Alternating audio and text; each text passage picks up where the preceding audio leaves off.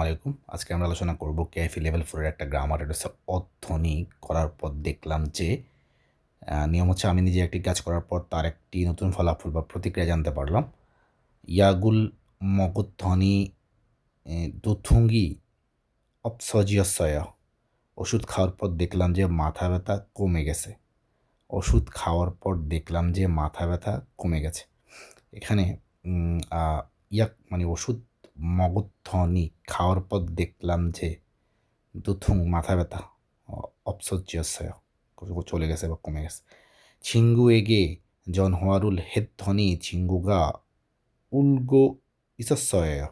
বন্ধুকে ফোন করার পর দেখলাম ও কাঁদছিল। এখানে 칭구에게 বন্ধুকে 전화를 했더니 ফোন করার পর দেখলাম যে, হ্যাঁ, এরপরে 열심히 연습했더니 한국어 실력이 늘었어요. কঠোর প্র্যাকটিস করার পর দেখলাম কোরিয়ান দক্ষতা বেড়ে গেছে। 열심히 কঠোরভাবে 연습했더니 প্র্যাকটিস করার পর দেখলাম যে 연습했더니, হ্যাঁ, এটা মানে প্র্যাকটিস। এরপরে 창문을 열었더니 시원한 바람이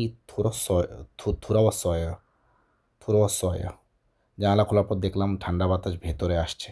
এখানে ছাংমুন মানে জানালা, ইয়লদা মানে খোলা, ইয়রধ্বনি জানালা খোলার পর দেখলাম যে শিওন হান ফারাম ঠান্ডা বাতাস।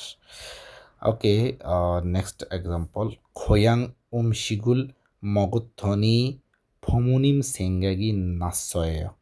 দেশের খাবার খাওয়ার পর মা বাবার কথা মনে পড়ে গেল। এখানে খোয়াং মানে হচ্ছে দেশ, মানে দেশের বাড়ি, গ্রামের বাড়ি, দেশ। ওমশিক মানে খাবার, খোয়াং ওমশিগুল দেশের বাড়ির খাবার। মগধ্বনি খাওয়ার পর দেখলাম যে ফমনিম সেঙ্গাগি নাসয়, মা বাবার কথা মনে পড়ে গেল। তো এই হচ্ছে আমাদের আজকের ক্লাস। আশা করছি আপনাদের উপকার হবে। ভালো থাকবেন, দেখা হবে নেক্সট ভিডিওতে। আসসালামু আলাইকুম।